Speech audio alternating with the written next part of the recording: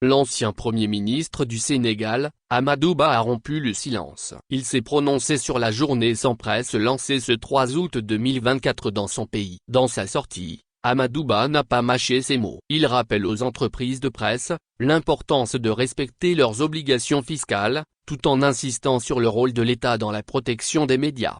Ce 13 août 2024, la presse sénégalaise est en grève. Une journée sans presse a été lancée par le Conseil des diffuseurs et éditeurs de presse du Sénégal, CDEPS. Objectif: protester contre les pressions fiscales exercées par l'État, notamment le blocage des comptes bancaires et les mises en demeure pour le paiement des impôts. Cette journée a été suivie, mais au même moment, l'on constate qu'il y a certaines parutions dans les kiosques. Même certains médias en ligne fonctionnent. Là n'est pas le problème. Réagissant sur la journée sans presse, l'ex-PM, Amadou Ba estime qu'il est impératif que ce dossier reste technique, permettant ainsi à l'administration fiscale et aux entreprises de presse de dialoguer et de trouver une solution équilibrée. Sans oublier de mentionner que l'État devait explorer des moyens pour aider les entreprises de presse à survivre et à continuer leurs activités. Il a insisté sur l'importance de l'équilibre entre le respect des obligations fiscales des entreprises et le soutien de l'État pour garantir leur pérennité.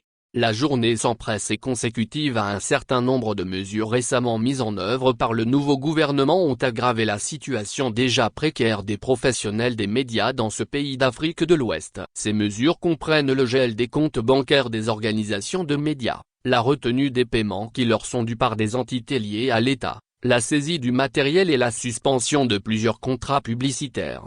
Les autorités justifient ces décisions par la nécessité de mettre fin à des pratiques qui ont alimenté la mauvaise gestion et les détournements de fonds dans le secteur des médias. Le président du Conseil de la presse, des diffuseurs et des éditeurs a quant à lui un point de vue différent. Ibra Khan a déclaré à la BBC que le gouvernement essayait de contrôler l'information et de restreindre la liberté de la presse. Le gouvernement sénégalais n'a pas encore répondu aux demandes des propriétaires de médias de lever ces mesures.